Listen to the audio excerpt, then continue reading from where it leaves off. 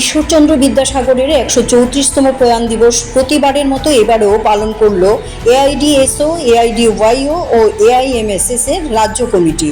নবজাগরণের পথিকৃৎ ঈশ্বরচন্দ্র বিদ্যাসাগরের প্রয়াণ দিবস 29শে জুলাই মঙ্গলবার তার 134তম প্রয়াণ দিবসে তার প্রতি গভীর শ্রদ্ধা জ্ঞাপনের মধ্য দিয়ে পালন করল এই তিন সংগঠন। এদিন রাজধানী আগরতলার পোস্ট অফিস চৌমুহনীতে বিদ্যাসাগরের প্রতিকৃতিতে পুষ্পার্ঘ্য অর্পণ করে শ্রদ্ধা নিবেদন করেন সংগঠনের নেতৃবৃন্দ। উপস্থিত ছিলেন এআইডিএসও এর রাজ্য সম্পাদক রামপ্রসাদ আচার্য সহ অন্যান্য নেতৃস্থানীয় ব্যক্তিরা।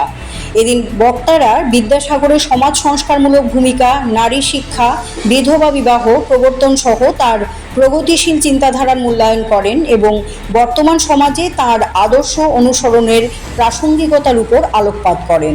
রামপ্রসাদ অভিযোগ করেন, ঈশ্বরচন্দ্র বিদ্যাসাগর স্বপ্ন দেখেছিলেন ধর্মনিরপেক্ষ, গণতান্ত্রিক এবং বৈজ্ঞানিক শিক্ষা ব্যবস্থা চালু করার, তা আজও হয়নি। আজ 29শে জুলাই ভারতবর্ষের নবজাগরণের পথিকৃৎ ঈশ্বরচন্দ্র বিদ্যাসাগরের আজ 134তম প্রয়াণ দিবস।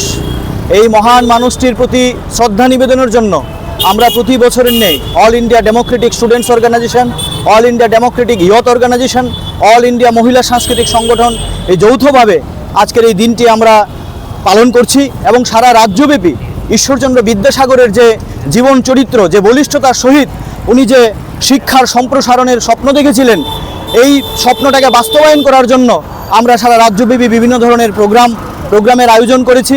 উনি সেই সময়ে যে প্রচলিত যে ধ্যান ধারণা, প্রচলিত কুসংস্কার, সামন্তী সমাজের বিরুদ্ধে ওনার যে বলিষ্ঠ পদক্ষেপ, সেই পদক্ষেপকে আজকের দিনেও যে স্বপ্ন, তাকে আজকে আমাদের বলিষ্ঠতার সহিত তার প্রতিবাদে যেতে হবে এবং যে তিনি যে স্বপ্ন দেখেছিলেন যে বৈজ্ঞানিক ধর্মনিরপেক্ষ গণতান্ত্রিক শিক্ষা ব্যবস্থা, আজও কিন্তু বৈজ্ঞানিক ধর্মনিরপেক্ষ গণতান্ত্রিক শিক্ষা ব্যবস্থা চালু হয়নি। CAD TV, channel for news and entertainment.